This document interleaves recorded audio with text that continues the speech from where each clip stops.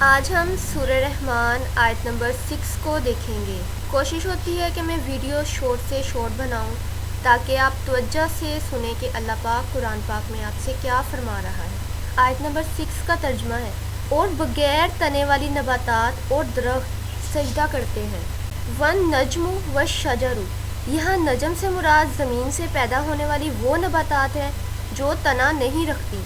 جیسے سبزہ اور انگور کی بیل وغیرہ، اور شجر سے مراد وہ نباتات ہیں جو تنا رکھتی ہیں، جیسے گندم، جو اور درخت وغیرہ، اور ان کے سجدہ کرنے سے مراد یہ ہے کہ ان کے سائے سجدہ کرتے ہیں۔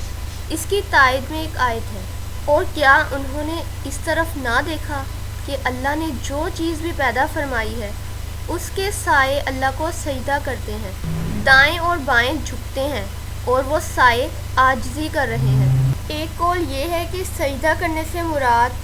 کہ وہ اللہ تعالیٰ کے حکم کے فرما بردار ہیں۔ سبزے اور درختوں کی اہمیت۔ یاد رہے کہ سبزے اور درخت زمین پر اللہ تعالیٰ کی بہت بڑی نعمتیں ہیں، اور ان نعمتوں کی اہمیت کا کچھ اندازہ یوں لگا سکتے ہیں کہ اگر یہ نہ ہوں تو انسان رزق کے وافر حصے سے محروم ہو جائے گا اور جانوروں کا گوشت کھانے کو ترس جائے گا، کیونکہ جانوروں کی نشو و نما انہی سے ہوتی ہے، اور جب یہ سبزے نہ ہوں گے تو جانور کیسے پلے بھریں گے، اور جب جانور پلے بھریں گے نہیں تو انسان ان کا گوشت کہاں سے حاصل کریں گے۔